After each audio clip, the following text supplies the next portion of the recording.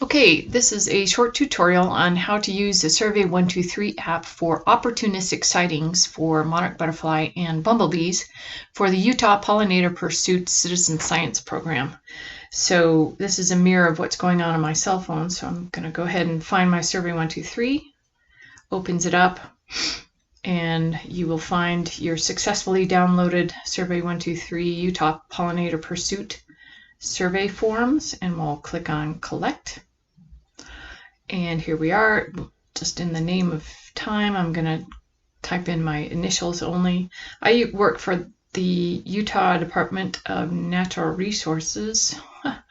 Department of Natural Resources. This can be who you work for. You can put citizen scientist here, just a little bit more about who you are. We're going to do the opportunistic on a monarch. And just wanted to show you here, it's showing our location, but it's not showing a map because my phone right now is on airplane mode. So this will work when you're out of service. And so collect all the data, and then when you get back into service, you can then upload all your data at that point. So we see some caterpillars, less than 10, and we're going to take a photo of what we see here. And just to show you, I don't like that photo. I'm going to press the trash can. I'm going to confirm the delete. I'm going to try again here and zoom in on that photo there, or that caterpillar there.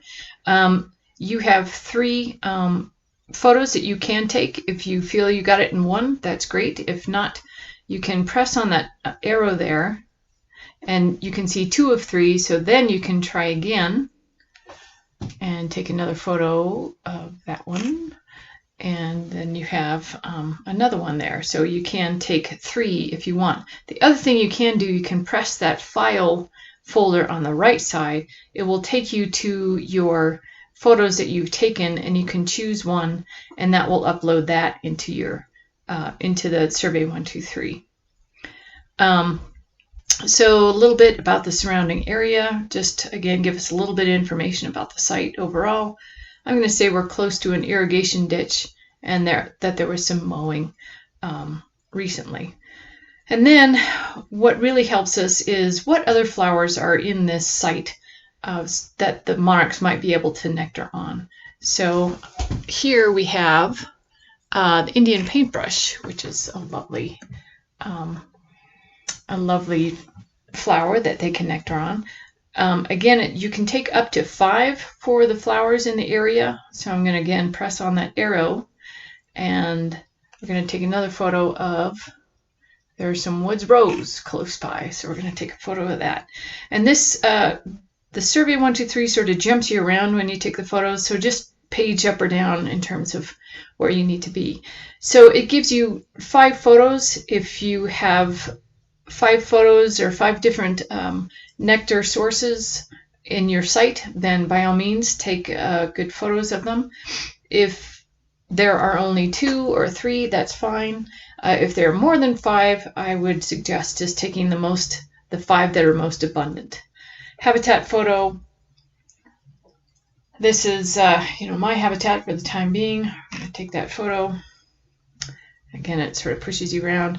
So, and then estimating the time taken in hours for you to complete this work. This just helps us just figure out whether what we're asking is reasonable in the amount of time that this takes you. This includes drive time.